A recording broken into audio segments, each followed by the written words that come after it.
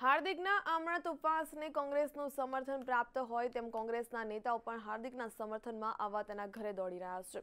ત્યારે મોરબીના ધારાસભ્ય બ્રિજેશ મિર્ઝાને પણ મોરબીથી અમદાવાદ દોડી આવ્યા હતા।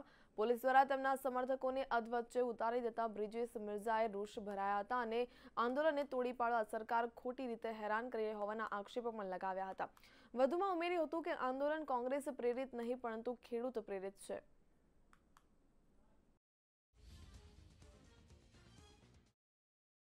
हार्दिक पटेल आमरणात उपवास लईने जे राजकारण गरमाયું છે અને રાજ્યમાંથી જે કોંગ્રેસના ધારાસભ્યો હાર્દિકના સમર્થન માટે તેના સ્થળ પર પહોંચીને આપણી સાથે જે મોરબીના જે ધારાસભ્ય જે છે બ્રિજેશભાઈ તેમને એક વાત કરીશું કે બ્રિજેશભાઈ જે રીતે હાર્દિક પટેલના 3 વાગે આમરણાત ઉપવાસ પર બેસવાના છે ક્યાંક ને ક્યાંક પોલીસ તંત્ર દ્વારા જે કોંગ્રેસ ધારાસભ્ય તેમની પણ અંદર પ્રવેશ આપવામાં નથી આવી રહ્યો, શું પ્રતિક્રિયા આપશે મુદ્દા પર? લોકશાહીમાં લોકોની વાત કરવાનો કોઈ પણ સમાજને અધિકાર છે। આ માત્ર હાર્દિક પટેલ પાટીદાર સમાજની વાત નથી કરતા, સમગ્ર ખેડૂત સમાજની વાત કરે છે। ત્યારે ખેડૂત સમાજના અવાજને આ રીતે દબાવી દેવો એ ભાજપ સરકારનું આ કૃત્ય નિંદનીય છે।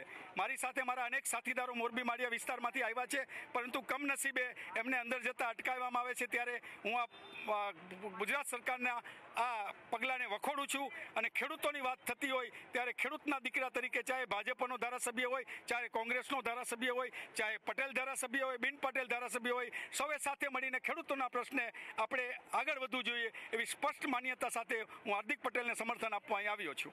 બ્રિજેશભાઈ, જે રીતે રસ્તામાં તમે આવવા માટે નીકળ્યા હતા હાર્દિક પટેલ નિવાસ સ્થાન ઉપર ને કંઈક 4 રસ્તા પર તમને રોકવામાં આવ્યા હતા અને તમારા સમર્થકો તેમને ઉતારી દેવામાં આવ્યા છે, શું કહેશો એ બાબત પર?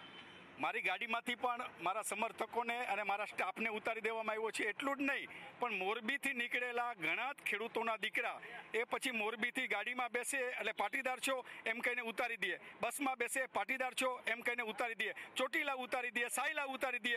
આ ખેડૂતના દીકરા અડધી રાતે જાય ક્યાં? ગઈકાલ રાતથી અસંખ્ય યુવાનો આ હાર્દિક પટેલના આંદોલનને સમર્થન કરવા આવી રહ્યા છે। કમનસીબે એમને અહીં પહોંચતા અટકાવવામાં આવ્યા છે। બ્રિજેશભાઈ, જે રીતે ભાજપનો આક્ષેપ છે કે આ જે હાર્દિક પટેલનું જે આમરણાત ઉપવાસ છે જે કોંગ્રેસ પ્રેરિત છે, શું પ્રતિક્રિયા આપશો તે મુદ્દા પર?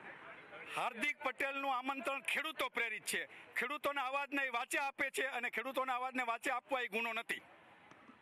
તો આ હતા મોરબીના ધારાસભ્ય, તેમનું કહેવું એમ હતું કે જે રીતે હાર્દિક પટેલના આમરણાત ઉપવાસ છે તે ખેડૂતોને લક્ષી છે, આમરણાત ઉપવાસને લક્ષી નથી। ખેડૂતોના જે સારા ભવિષ્ય માટે ખેડૂતોને દેવું માફ કરવા માટે છે એટલે ત્યાં ક્યાંક ને ક્યાંક તેમનું કહેવું એમ હતું કે જે ભાજપનો આક્ષેપ હતો કે જે આ હાર્દિક પટેલના આમરણાત ઉપવાસ છે તે કોંગ્રેસ પ્રેરિત છે, પરંતુ જે કોંગ્રેસ પ્રેરિત નથી તેમને પ્રતિક્રિયા આપણે જણાવ્યું હતું। કેમેરા પર્સન રાહુલ જાદવ સાથે દેવાંગ પ્રજાપતિ, મંતવ્ય ન્યૂઝ, અમદાવાદ।